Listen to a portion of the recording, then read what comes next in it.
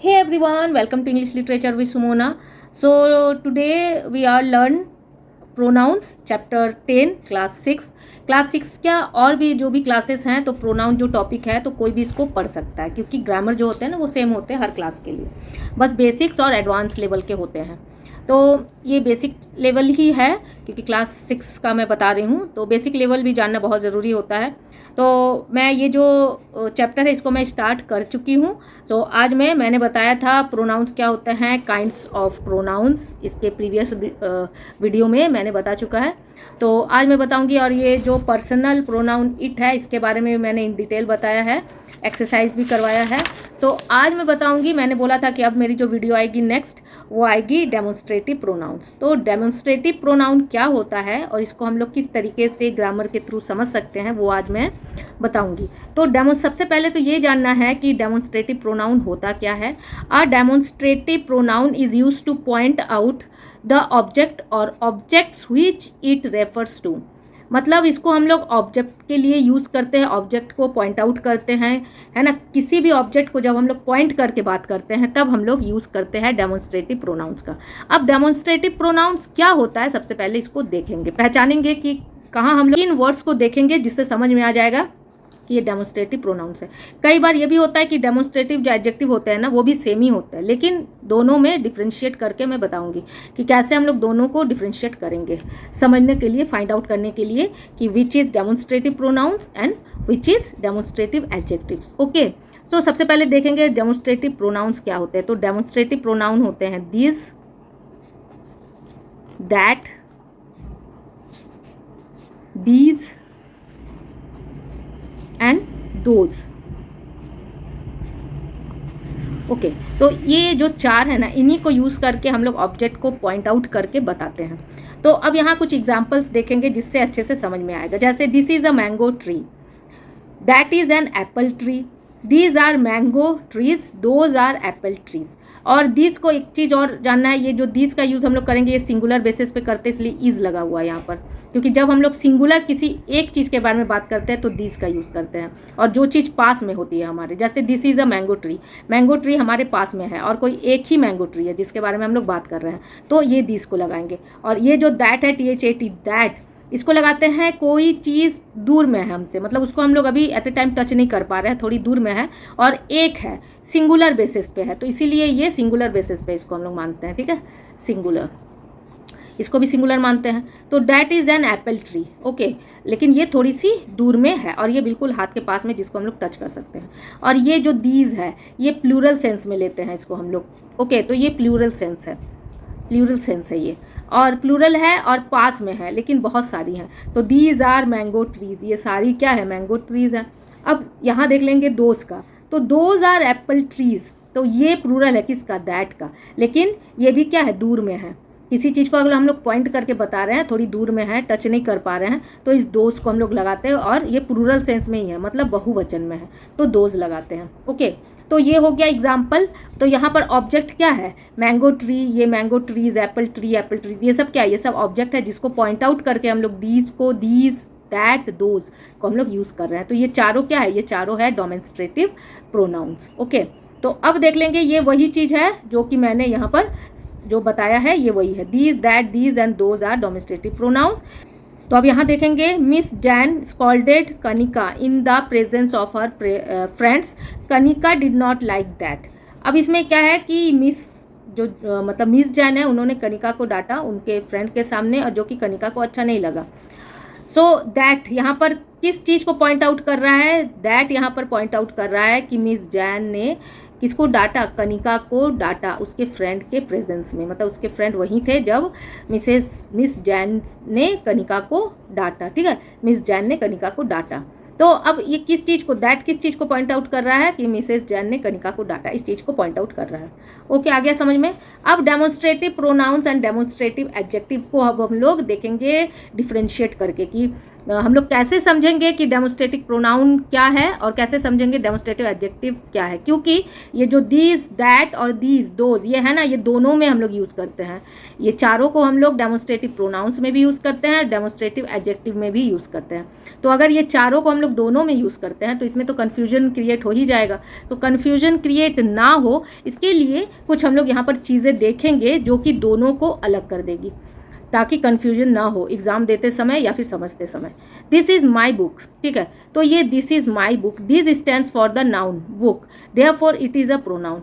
एक चीज़ हमेशा याद रखना है कि ये जो दिस है ना, ये किसको पॉइंट आउट कर रहा है, बुक को पॉइंट आउट कर रहा है कि भाई दिस इज़ माई बुक, ये मेरा बुक है, बुक को पॉइंट आउट कर दिया, ये एक फर्स्ट पॉइंट है। और मैं खुद, अभी तो बुक में सिर्फ इतना ही बताया गया, मैं खुद से मतलब समझने के लिए बता देती हूँ कि जब भी डेमोस्ट्रेटिव प्रोनाउन आता है ना, उसके बाद ये हेल्पिंग वर्ब जरूर आता है। ये जो इज़ है ना, ये हेल्पिंग वर्ब। तो अगर किसी भी चीज़ में है, मतलब डेमोस्ट्रेटिव प्रोनाउन को जब यूज़ कर रहे हैं और उसके बाद जस्ट एक हेल्पिंग वर्ब आया है, तब ये डेमोस्ट्रेटिव प्रोनाउन है। ओके, ये भी एक ट्रिक है।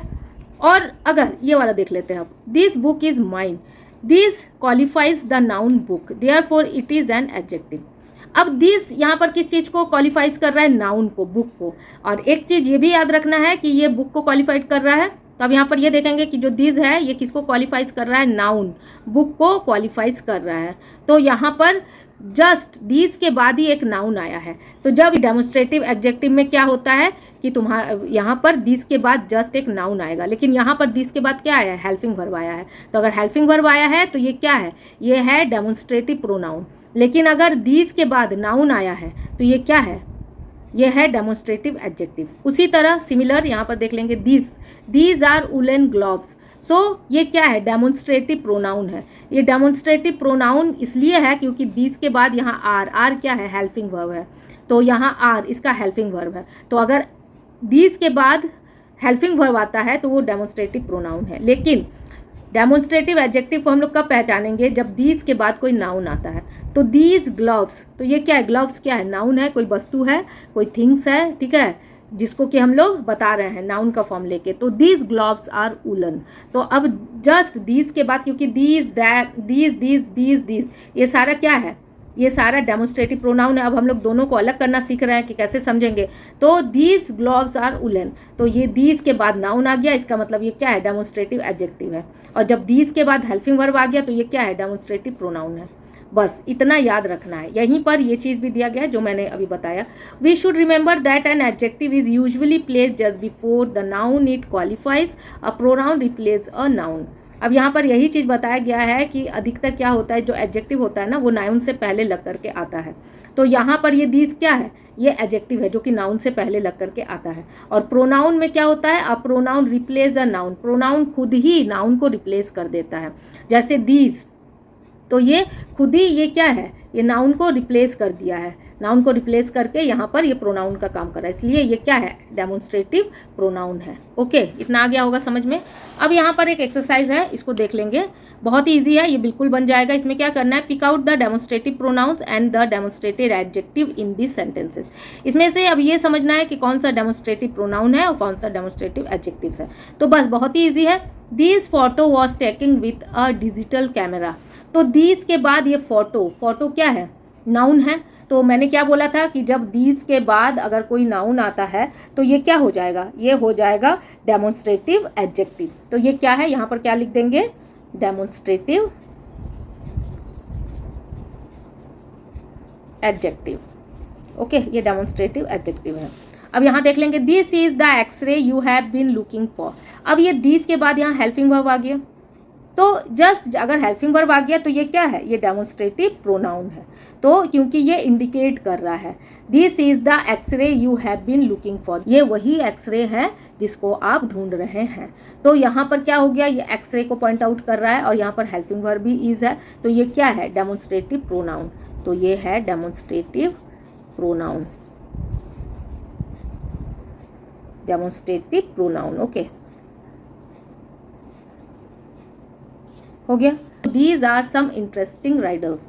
सो यहाँ पर दीज, ये क्या है, ये और यहाँ पर आर है, ये क्या हेल्पिंग वर्ब है। तो ये क्या हो गया, डेमोन्स्ट्रेटिव, क्या हो गया, प्रोनाउन। ओके, तो ये हो गया डेमोन्स्ट्रेटिव प्रोनाउन, डेमोन्स्ट्रेटिव प्रोनाउन। क्योंकि यहाँ पर क्या है, हेल्पिंग वर्ब आ गया यहाँ पर, जो भी है डेमोन्स्ट्रेटिव हम लोग प्रोनाउन के बाद यहाँ पर अगर हेल्पिंग वर्ब आ गया तो ये डेमोन्स्ट्रेटिव प्रोनाउन है। अब यहाँ पर can you solve these riddles, तो यहाँ पर ये क्या हो जाएगा, can you solve these riddles. These के बाद यहाँ पर क्या आ रहा है, नाउन आ रहा है, दीज ही है ना, तो दीज के बाद नाउन आ रहा है। तो अगर दीज के बाद नाउन आ गया तो ये क्या हो जाएगा, ये हो जाएगा डेमोन्स्ट्रेटिव एडजेक्टिव, ये डेमोन्स्ट्रेटिव एडजेक्टिव हो गया। Have you learn those poems by heart, अब यहाँ पर दोज ये क्या है, इसी से ना हम लोग देखेंगे, यही है डेमोन्स्ट्रेटिव प्रोनाउन। तो इसके बाद क्या आ गया, इसके बाद नाउन आ गया, तो ये क्या हो गया, अगर डेमोन्स्ट्रेटिव प्रोनाउन के बाद अगर नाउन आ जाता है तो ये क्या हो जाएगा, ये हो जाएगा डेमोन्स्ट्रेटिव एडजेक्टिव। ओके, तो यहाँ पर क्या हो जाएगा, ये डेमोन्स्ट्रेट, ये मतलब ऐसा नहीं है कि स्टार्टिंग में ही आए, कभी कभी सेंटेंस के बीच में भी आता है, तो इसको इस तरीके से दिखना है। तो ये क्या हो जाएगा, अगर नाउन आ गया तो डेमोन्स्ट्रेटिव एडजेक्टिव। ओके, अब that is the Sydney opera house, अब इसको खुद से बनाओ, है ना, इसको तो खुद से बनाना पड़ेगा, बहुत इजी है। देखो क्या है, दैट के बाद क्या आया है, हेल्पिंग वर्ब, तो देखो ये क्या होगा। ओके, तो अब हम लोग देखेंगे इंट्रोगेटिव प्रोनाउंस को कैसे हम लोग यूज़ करेंगे, ये भी बहुत इजी है। तो इसको बताने से पहले मैं कुछ बताना चाहती हूँ जिससे कि क्लियर हो जाएगी चीज़ें। तो ये है इंटरोगेटिव प्रोनाउन। तो इंटरोगेटिव प्रोनाउन क्या होता है, interrogative pronoun is a pronoun use to ask question, जिससे हम लोग क्वेश्चन पूछने के लिए यूज़ करते हैं। तो उसमें क्या क्या वर्ड होते हैं, क्वेश्चन वर्ड देख लेंगे, हु, हुम, हुज, व्हाट, विच, ये सारे क्या है, आर इंटरोगेटिव प्रोनाउंस, ये सारे इंटरोगेटिव प्रोनाउंस है। ओके, तो अब कहाँ पर किसको यूज़ करते मतलब करेंगे देख लेते हैं। हु को कहाँ यूज़ करेंगे, who is used as the subject of the verb, who को यूज़ करते हैं वर्ब के सब्जेक्ट के रूप में। तो और हु का क्या मीनिंग होता है, कौन। अब है whom is used as the object of the verb और प्रीपोजिशन, हुम को हम लोग वर्ब के ऑब्जेक्ट के रूप में यूज़ करते हैं और प्रीपोजिशन के रूप में, ठीक है। तो हुम का क्या मीनिंग है, किसको, अभी मैं एग्जाम्पल के साथ और बुक का जो एक्सरसाइज है करवाऊंगी तो आ जाएगा पूरा समझ में। नेक्स्ट क्या है, whose is use for person and things, और हुज का मतलब क्या होता है, किसका। Which is use for persons and things but for selecting and choosing, किसी भी 2 या 3 चीज़ों में जब हम लोग सिलेक्ट करते हैं तो, और अगर चॉइस वाला कुछ चीज़ें आती हैं तो उसमें हम लोग विच को यूज़ करते हैं, जैसे कौन सा। अब है what is used as a subject और an object but only for things, what को हम लोग सिर्फ चीज़ों के लिए ही यूज़ करते हैं, वॉट का मीनिंग होता है क्या, कोई भी थिंग्स के लिए यूज़ करते हैं हम लोग, कोई भी वस्तु के लिए यूज़ करते हैं, चाहे वो सब्जेक्ट के लिए भी यूज़ कर सकते हैं और ऑब्जेक्ट के लिए भी यूज़ कर सकते हैं। ओके, अब यहाँ देखेंगे विच एंड वॉट, ये दोनों को किस तरीके से लेंगे। Which and what can also be used as interrogative adjectives but they will always appear before the noun, ये विच एंड वॉट को हम लोग इंटरोगेटिव एडजेक्टिव के लिए यूज़ करते हैं जो कि हमेशा नाउन से पहले लग करके आता है, जो कि मैंने बताया ही है अभी जो भी प्रीवियस जो मैंने बताया टॉपिक, तो उसमें मैंने बताया ही कि एडजेक्टिव, जब डेमोन्स्ट्रेटिव एडजेक्टिव में क्या चीज़ हम लोग देखते हैं कि डेमोन्स्ट्रेटिव एडजेक्टिव नाउन से पहले लग करके आता है, जो अभी मैंने यहाँ बुक में जो बताया है ये कि नाउन से पहले लग करके आता है। जैसे ये पोएम नाउन है, उससे पहले दोज लगा तो ये क्या हो जाएगा, डेमोन्स्ट्रेटिव एडजेक्टिव हो जाएगा। क्लियर, अब बुक का यहाँ पर देख लेंगे क्या है। तो इंटरोगेटिव प्रोनाउंस जो है, an interrogative pronoun is use to ask a question, question के लिए हम लोग इसको यूज़ करते हैं। तो एग्जांपल जैसे what is your name, who is absent today, which is your house, तो ये तीनों को हम लोग क्वेश्चन पूछने के लिए यूज़ कर रहे हैं। अब नेक्स्ट देखेंगे interrogative pronoun and interrogative adjective को हम लोग कैसे समझेंगे। Word like what and which can be use both as an interrogative pronoun and as an interrogative adjective, ये जो व्हाट और विच ये दोनों को हम लोग मतलब किस में यूज़ करेंगे, बोथ में, बोथ मतलब दोनों में, इंटरोगेटिव प्रोनाउन में भी यूज़ करेंगे और इंटरोगेटिव एडजेक्टिव में भी यूज़ करेंगे। अब देखेंगे कैसे यूज़ करते हैं। व्हाट इज़ योर प्लान, तो इसको इंटरोगेटिव प्रोनाउन में हम लोग यूज़ करेंगे, क्यों, क्योंकि व्हाट के बाद क्या है, यहाँ हेल्पिंग वर्ब है और प्लान को पॉइंट आउट भी किया जा रहा है, तो इसलिए इंटरोगेटिव प्रोनाउन में हम लोग इसको यूज़ करेंगे। अब what plan did you follow, अब यहाँ व्हाट के बाद जस्ट कोई हेल्पिंग वर्ब नहीं है, प्लान है, तो प्लान क्या है, ये नाउन है। तो अगर व्हाट के बाद जस्ट अगर हम लोग यहाँ पर क्या आ जाता है, मैंने बताया ही था, ये इंटरोगेटिव क्या है, प्रोनाउंस है, तो ये इंटरोगेटिव प्रोनाउंस है। इस इंटरोगेटिव प्रोनाउंस के बाद अगर हेल्पिंग वर्ब आता है तो ये क्या हो जाएगा, इंटरोगेटिव प्रोनाउन, और अगर ये व्हाट के बाद प्लान आ जाएगा मतलब कोई नाउन आ जाएगा तो ये क्या हो जाएगा, इंटरोगेटिव एडजेक्टिव आ जाएगा। Which is the mail, train. तो अब ये क्या हो जाएगा, विच के बाद क्या आ गया, हेल्पिंग वर्ब यू मतलब इज आ गया, तो ये क्या हो जाएगा, इंटेरोगेटिव प्रोनाउन हो जाएगा। ओके, और ये इंडिकेट भी कर रहा है, पॉइंट आउट भी कर रहा है मेल ट्रेन को। ओके, आ गया समझ में। अब विच को कैसे यूज करेंगे, विच ट्रेन इज लेट, कौन सी ट्रेन लेट है, मतलब इसमें चॉइस को पूछ रहा है या सिलेक्टिंग को पूछ रहा है, इसी किसी इंफॉर्मेशन को पूछ रहा है, बिटवीन टू थिंग्स, दोनों के बीच में पूछ रहा है। तो ये क्या हो जाएगा, इंटेरोगेटिव एडजेक्टिव हो जाएगा। क्यों एडजेक्टिव होगा, क्योंकि ये ट्रेन क्या है, ये नाउन है, और ये इंटेरोगेटिव प्रोनाउन के बाद ये जो इंटेरोगेटिव जो मतलब विच क्या है, ये इंटेरोगेटिव वर्ड है, और उसके बाद ट्रेन आया है, ट्रेन क्या है, नाउन है, तो क्या हो जाएगा, इंटेरोगेटिव एडजेक्टिव।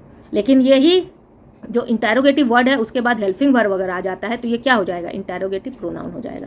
दैट्स इट, बस इसमें और कुछ नहीं है। डिफ्रेंशिएट अगर करोगे दोनों को, बस ट्रिक समझ में आना चाहिए और दिमाग में रहना चाहिए, बाकी आराम से बना लोगे, कोई दिक्कत नहीं है। अब यहाँ पर एक एक्सरसाइज है, इसको देख लेंगे। मैं वीडियो ज़्यादा लंबा नहीं करूँगी, छोटे छोटे टॉपिक को कवर करवाऊँगी ताकि दिक्कत ना हो।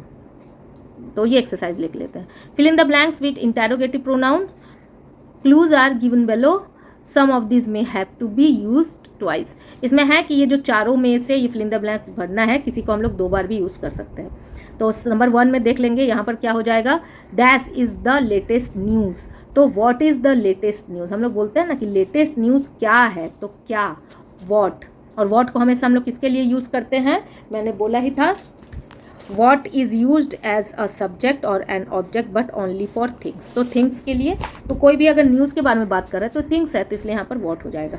अब नेक्स्ट क्या है, dash of this dresses do you like. अब इसमें क्या चॉइस पूछ रहा है, तो क्या हो जाएगा, which. So which of this dresses do you like, तो चॉइस पूछ रहा है तो विच से बताएंगे। अब यहाँ पर क्या हो जाएगा, इज़ दिस लवली बैग। अब यहाँ पर पूछ रहा है कि ये किसका, जो सुंदर बैग है ये किसका है, तो तो यहाँ पर हो जाएगा किसका, किसका में हम लोग क्या यूज़ करते हैं, हुज, तो क्या हो जाएगा, हुज, और पोजेशन भी बताता है। हुज क्या बताए, किसी चीज़ के पोजेशन को, पोजेशन मतलब मालिकाना अधिकार, ऑनरशिप। तो ये लवली बैग किसका है, तो हम लोग क्या पूछ रहे हैं, बैग के बारे में पूछ रहे हैं कि बैग किसका है, तो ये बैग किसी का है भाई, बैग के ऊपर किसी का मालिकाना अधिकार है, ऑनरशिप है, तो इसलिए हुज को यूज़ किए। अब यहाँ पर लेट द डॉग्स आउट। अब इसमें किसने डॉग्स को बाहर निकाला, तो अब यहाँ पर पूछा जा रहा है कि कौन है वो, तो क्या हो जाएगा, हु, यहाँ हो जाएगा हु। ओके, तो अब इतना तो मैंने बता दिया। ये जो 2 है इसको खुद से बनाओ और मुझे कमेंट सेक्शन में भी बताओ, ताकि मुझे ना, एक चीज़ और मैं बता दूँ स्टूडेंट्स को, तुम लोग वीडियो देखते हो, मुझे पता नहीं चलता तुम लोग वीडियो देख रहे हो, कहाँ क्या समझ में आ रहा है, नहीं आ रहा है, कमेंट किया करो, वीडियो को लाइक किया करो, है ना। एक वीडियो को मैं कितने शिद्दत से, कितने प्यार से तुम लोग के लिए बनाती हूँ, तो कम से कम लाइक किया करो, मैं मोटिवेट होंगी उस चीज़ से, मैं और भी वीडियोज़ अच्छे से बनाऊँगी, है ना। मुझे कमेंट किया करो, कहीं कोई प्रॉब्लम हो रहा है, नहीं समझ में आ रहा है, कमेंट करो। अगर मैं एट ए टाइम कमेंट का रिप्लाई नहीं भी कर पा रही हूँ तो मैं 1-2 दिन में कर दूँगी। ओके, तो ये सारे चीज़ों को ध्यान में रखो, क्योंकि हर एक चीज़ को ध्यान में रखना चाहिए, क्योंकि तुम लोग अभी पढ़ाई कर रहे हो, बहुत ज़रूरी है। ओके, तो कमेंट भी क्या करो, सेशन को लाइक करो, जिससे मैं भी मोटिवेट हूँ, मैं और भी वीडियोस बनाऊँ। ओके, सो फिर आज के लिए इतना ही। नेक्स्ट सेशन में मैं बताऊँगी ये रिफ्लेक्सिव प्रोनाउन के बारे में, ये भी बहुत इजी है, मैं अच्छे से इन डिटेल पूरा बताऊँगी। तो आज के लिए इतना ही। अगर मेरा पढ़ाना अच्छा लगता है, मेरी वीडियोज़ अच्छी लगती है, तो मेरे चैनल को लाइक, शेयर और सब्सक्राइब जरूर करो। Till then bye and take care of yourself.